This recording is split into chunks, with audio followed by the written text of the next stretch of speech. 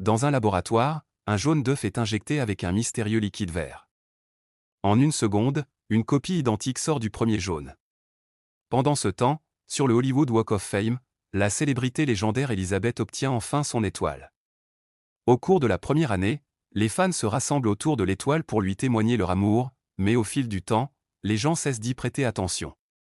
Des fissures apparaissent, mais personne ne les répare. Maintenant qu'elle a atteint l'âge mûr, il est plus difficile pour Elizabeth d'obtenir des offres d'emploi et elle finit par être l'animatrice d'une émission d'aérobic. Un jour, elle découvre que les toilettes des femmes sont hors service. Alors elle utilise celles des hommes. Alors qu'elle est dans une cabine, le président de la chaîne Harvey entre pour se soulager sans interrompre son appel téléphonique. Il n'arrête pas de se plaindre de l'âge d'Elizabeth et du fait que son émission a besoin de quelqu'un de frais et de jeune. Après son départ, Elizabeth sort et se regarde dans le miroir en digérant ce qu'elle vient d'entendre. Au déjeuner, Harvey renvoie Elizabeth, bien qu'il soit très vague à ce sujet car il n'est courageux qu'en privé. Sur le chemin du retour, Elizabeth est distraite par la vue de son panneau d'affichage qui a été démonté et sa voiture heurtée par un véhicule entrant, provoquant un grave accident. Plus tard à l'hôpital, le médecin lui dit qu'elle n'a pas une seule égratignure, elle peut donc rentrer chez elle. Lorsqu'il remarque la date sur le profil, il lui souhaite un joyeux anniversaire, ce qui lui fait finalement craquer. Après le départ du médecin, l'infirmière annonce qu'il doit faire un examen supplémentaire et commence à examiner sa colonne vertébrale. Il conclut qu'elle est la candidate parfaite avant de lui donner sa veste pour qu'elle puisse enfin y aller.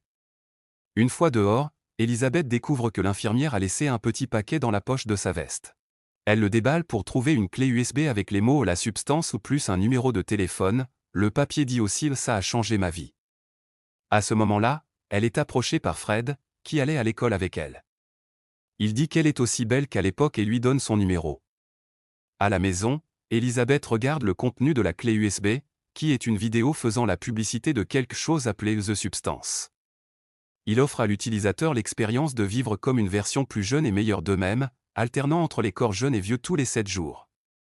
Pensant que c'est une arnaque, Elizabeth jette la clé USB à la poubelle. Cette nuit-là, elle va dans un bar et se saoule seule. Cependant, elle rentre rapidement chez elle et vomit parce qu'à son âge, boire ne vient pas aussi facilement. Se sentant très frustrée, elle jette une boule à neige sur une affiche encadrée d'elle-même plus jeune. Ensuite, elle récupère la clé USB et appelle le numéro. Une voix mystérieuse lui demande son adresse et lui en donne une en retour avant de raccrocher. Le lendemain matin, elle est bouleversée de trouver une annonce de casting dans le journal disant qu'ils veulent la prochaine Elizabeth pour leur émission. Après avoir jeté le journal, Elizabeth vérifie son courrier et trouve une enveloppe noire contenant juste une carte avec le numéro 503. Puis elle se rend à l'adresse qu'on lui a donnée, qui se trouve dans une ruelle ombragée. Elle utilise la carte pour ouvrir la porte, qui ne monte qu'à moitié et la conduit dans un couloir très sombre. Finalement, elle atteint une pièce avec des coffres forts, elle ouvre donc celui avec son numéro et trouve une boîte en carton. Elizabeth rentre chez elle et ouvre enfin la boîte, où elle trouve un kit avec la substance. Il y a un activateur, un stabilisateur, un interrupteur et de la nourriture spéciale. Les instructions expliquent qu'elle ne doit s'activer qu'une seule fois, se stabiliser tous les jours, changer de corps tous les 7 jours sans exception et se rappeler qu'elle en est une. Après avoir jeté un œil à son corps dans la salle de bain, Elizabeth s'injecte le liquide vert. Pendant quelques secondes, rien ne se passe, jusqu'à ce que soudain Elizabeth ressente une grande douleur et s'effondre sur le sol. Son corps se tord pendant un moment tandis que ses pupilles se dupliquent et que des renflements mobiles apparaissent sur son dos. Soudain, une fente géante ouvre son corps et un être humain entier en sort. En regardant dans le miroir, Elizabeth se rend compte qu'elle est maintenant dans un corps beaucoup plus jeune. En regardant de plus près, elle peut voir les yeux verts d'origine cachés derrière son nouveau bleu. Après avoir vomi une partie du liquide vert, le nouveau corps ferme la fente de l'ancien corps et lui injecte les packs de nourriture spéciaux. Le lendemain matin, la nouvelle Elizabeth entend un bruit strident et remarque que son nez saigne, ce qui lui rappelle qu'elle doit se stabiliser tous les jours. À l'aide du kit de la boîte, elle prélève du liquide rachidien de l'ancien corps et l'injecte dans le nouveau, ce qui arrête immédiatement le saignement et élimine le bruit. Ensuite, le nouveau corps achète de beaux vêtements et se rend à l'audition, se présentant comme Sue. Harvey est très impressionné par elle et l'embauche immédiatement, mais Sue n'acceptera qu'à une condition, elle peut travailler toutes les 2 semaines car elle doit s'occuper de sa mère malade. Désespéré d'avoir sa beauté dans sa chaîne, Harvey accepte. Au cours de la semaine suivante, Sue apprécie d'être à nouveau le centre d'attention et bientôt il y a un nouveau panneau d'affichage avec son visage. Elle s'assure de stabiliser chaque jour, bien qu'elle ne déplace jamais le corps d'Elizabeth du sol de la salle de bain. À la fin de la semaine, Sue utilise le kit de changement pour connecter les deux corps et un échange sanguin sans suite. Sue s'évanouit bientôt et Elizabeth est à nouveau active, ressentant immédiatement la douleur dans son dos à cause de la cicatrice. Elle se rend à la gare et Harvey lui donne une boîte avec ses affaires, lui disant à peine au revoir. Sa semaine en tant qu'Elizabeth est incroyablement ennuyeuse et elle a hâte d'être à nouveau Sue. Chaque jour, elle s'assure de stabiliser le corps et une autre enveloppe noire arrive lorsque le kit de recharge est prêt à être récupéré, ce qui signifie une autre visite dans l'allée ombragée. Lorsque Sue revient la semaine suivante, elle cherche un mur creux dans la salle de bain et commence à le démolir, dans l'intention de construire une cachette pour l'autre corps. Elle passe plusieurs heures à travailler et un voisin vient à l'appartement pour se plaindre du bruit, mais il se calme instantanément lorsqu'il voit Sue. Elle lui dit qu'Elizabeth a déménagé et lui ferme la porte au nez lorsqu'il essaie de la draguer. Une fois la pièce secrète prête, Sue cache Elizabeth et son grand poster à l'intérieur. Sue peut maintenant commencer sa nouvelle vie pour de vrai. Elle anime son émission à la télévision et tout le monde l'adore grâce à son corps incroyable, qu'elle n'hésite pas à montrer. Le soir, elle fait la fête avec d'autres jeunes et ramène même un gars à la maison pour faire des bêtises. Cependant, leur plaisir est interrompu lorsque Sue commence à entendre le bruit strident et que son nez saigne, annonçant que son temps est écoulé. Elle court à la salle de bain et ouvre la pièce secrète pour trouver le corps d'Elizabeth se tordant alors qu'elle termine le dernier sac de nourriture. Désespérée de retourner auprès de l'homme, Sue enfreint les règles, au lieu de changer de corps, elle recycle un tube stabilisateur et extrait plus de liquide d'Elizabeth pour l'injecter dans son corps. Dès qu'elle se sent mieux, elle retourne auprès de son invité et elle passe une nuit coquine ensemble. Lorsque la fermeture éclair des vêtements de Sue est ouverte, un tas d'organes et de sang sortent de son corps. Cependant, ce n'est qu'un rêve qui réveille Sue au milieu de la nuit, et elle termine l'échange de corps.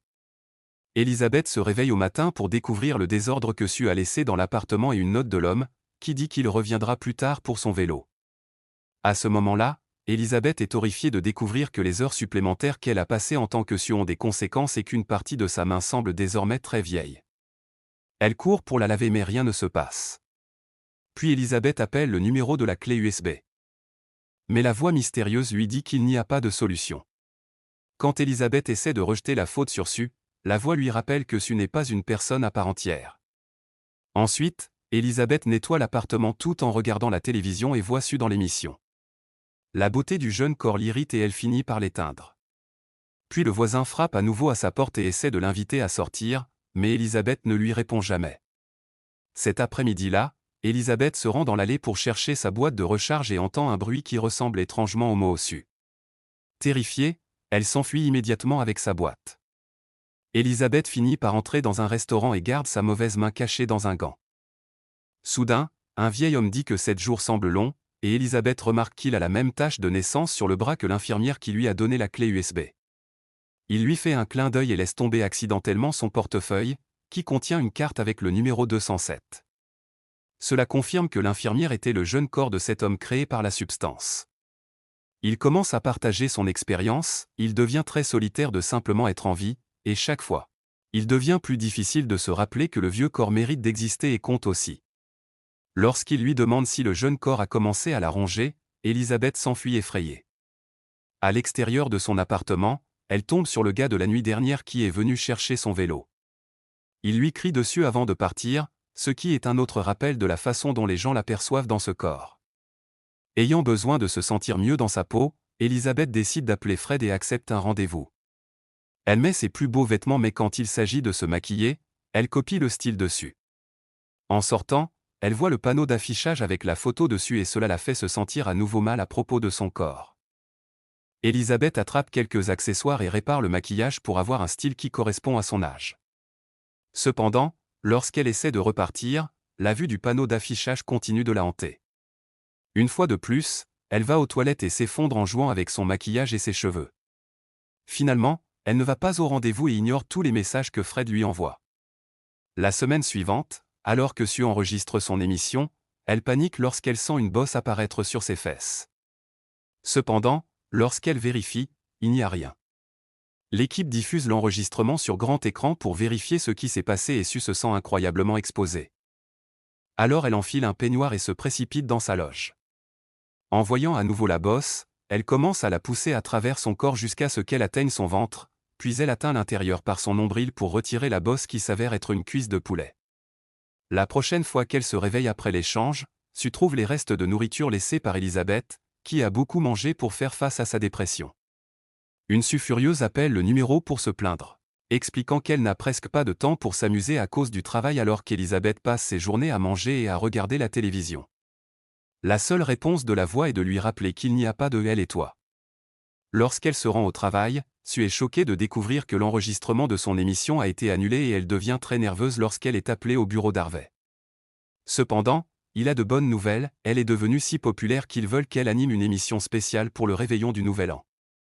De toute évidence, Sue accepte et rentre chez elle pour prendre plus de liquide de la colonne vertébrale d'Elizabeth, affirmant qu'elle ne peut pas manquer cette opportunité.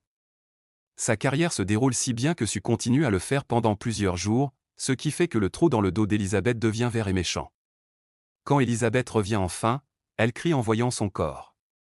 Il est très vieux et décrépit, et ses jambes peuvent à peine bouger. Elizabeth appelle le numéro pour se plaindre à nouveau de Sue et la voix propose d'annuler l'expérience, ce qui signifie que Sue ne reviendra pas. Se souvenant de sa nouvelle carrière réussie, Elizabeth refuse l'offre et continue de se réprimander pour avoir oublié qu'elles sont la même personne. La dernière nuit, Elizabeth essaie de se lever de sa chaise mais sa jambe ne coopère pas alors elle doit la bouger manuellement, ce qui lui cause beaucoup de douleur. Elle attrape un livre de recettes et commence à cuisiner de grandes quantités de nourriture tout en écoutant Sue être interviewée à la télévision. Sue se moque de l'ancienne émission et d'Elizabeth, qui commence furieusement à jeter de la nourriture sur l'écran.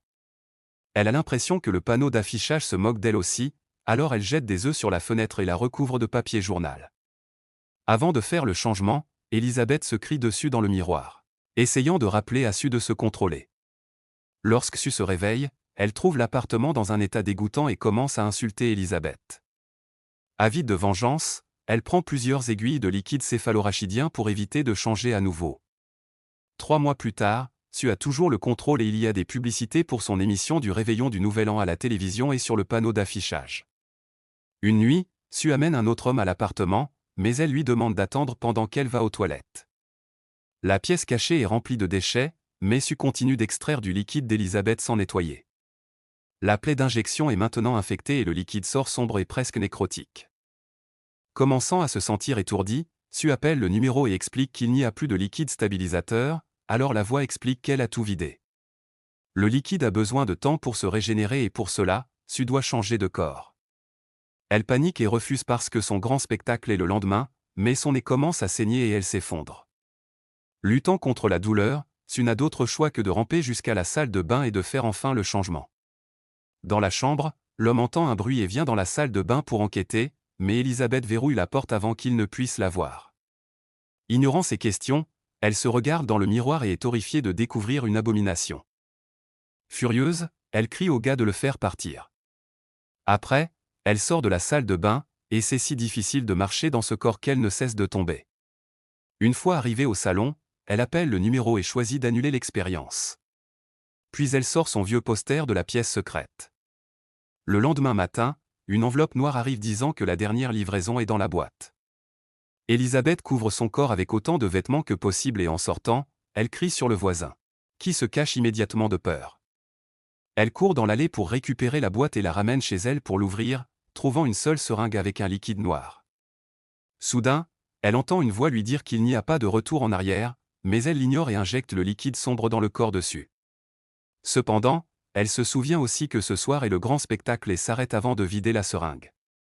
Puis Elizabeth fait un massage cardiaque à Sue, provoquant son saignement de nez. Voyant cela comme un signe, Elizabeth prend le kit de change et donne à Sue un peu de son sang, ce qui la réveille. Étrangement, Elizabeth ne s'endort pas. Les femmes se regardent sous le choc jusqu'à ce que Sue voie la seringue d'avortement sur le sol. Elle panique immédiatement et court après Elizabeth, la frappant contre son grand poster avant de la pousser contre le verre brisé pour essayer de l'étrangler. Elizabeth parvient à attraper un vase et le brise sur la tête de Sue avant de courir vers la salle de bain. Sue essaie de la suivre et quand Elizabeth verrouille la porte, elle lui donne des coups de pied à plusieurs reprises pour l'ouvrir à nouveau. Ensuite, Sue donne un nouveau coup de pied à Elizabeth et la force à les regarder dans le miroir avant de commencer à lui fracasser la tête dessus. Après plusieurs coups, Sue laisse tomber le corps et Elizabeth s'éloigne en rampant, mais Sue l'envoie voler avec un autre coup de pied. Cette fois, les coups de pied continuent pendant plusieurs minutes jusqu'à ce qu'Elizabeth soit finalement morte. Couvert de sang, Sue réalise ce qu'elle a fait et fond en larmes, mais cela ne l'empêche pas de se souvenir de son émission. Cette nuit-là, Sue se rend à la station de télévision et à la chaise de maquillage, elle commence à tousser et à entendre le bruit strident. Elle court à la salle de bain pour cracher dans le lavabo et une dent tombe de sa bouche. Pour tester l'état de son corps, Sue arrache 2 autres dents et elles sortent facilement aussi, ce qui la fait cracher beaucoup de sang. Après s'être lavée, elle rencontre Harvey et les actionnaires et lui offre un sourire bouche bée. Puis elle monte dans l'ascenseur et appuie sur un bouton, pour découvrir que ses ongles se détachent également. À ce moment-là, une de ses oreilles atterrit sur ses genoux, mais elle doit faire preuve de sang-froid car un homme entre également dans l'ascenseur. Sue couvre le trou dans sa tête avec sa main jusqu'à ce que le gars soit parti.